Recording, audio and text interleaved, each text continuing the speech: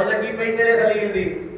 تو فرمایا اے خلیل نو معلوم تھا ایویں نہیں لبا, انہیں بڑا کچھ قربان کیتا ہے.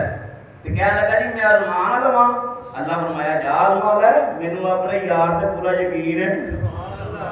خلیل کہتے ہیں دوست نو, تے اے محبت نال اسی کہنے اللہ فرماتا اپنے یار تے مینوں بڑا یقین ہے. فرشتہ آیا تے ایک جھاڑی پیچھے آ کے بیٹھ گیا. انہیں آ کے آخیا سبوح قدوس ربنا و رب الملائکۃ والروح. اللہ دا ذکر پہ سن دینے ابراہیم علیہ السلام تے دل مچل گیا, دل مچل گیا. آپ جناب والا جھومن لگ پے. میں آخنا وا سرکار مدینہ صلی اللہ علیہ وآلہ وسلم دے جد امجد نے دادا جان نے حضرت ابراہیم علیہ السلام جھومن لگ پے. آپ تلاش کر دے نے آواز کتوں آ رہی ہے, ویکھدے پے نے آواز کتوں آ رہی ہے. دائیں بائیں ویکھیا نظر آیا کوئی نہیں. اچانک اس فرشتے تے نظر پئی لیکن وہ انسانی روح وچ بیٹھا ہویا سی.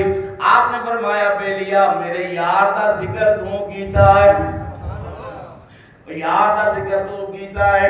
کہنے لگا جی میں کیتا ہے. فرمایا ایک باری پھر میرے یار دا ذکر سنا دے.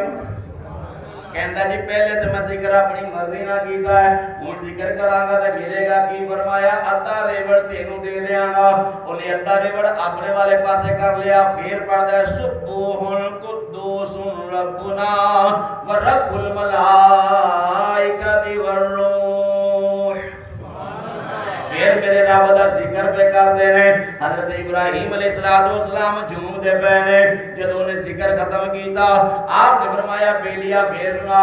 آندا ہے جی ہن کی دیو گے. فرمایا سارا ریوڑ تو لے لے, میرے یار دا ذکر سنا. انہیں پھر ذکر کیتا.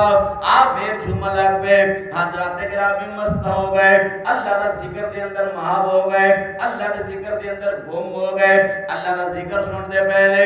جدوں نے ذکر ختم کیتا آپ نے فرمایا پھر ذکر سنا.